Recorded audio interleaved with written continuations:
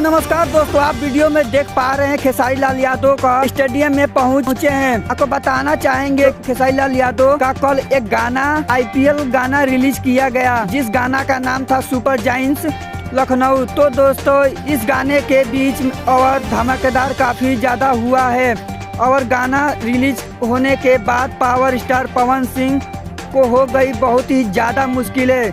जी हाँ दोस्तों, पावर स्टार पवन सिंह इस गाने को देखकर बहुत ही ज्यादा जल रहे हैं। पावर स्टार पवन सिंह का कहना है कि ये गाना को डिलीट कर दो।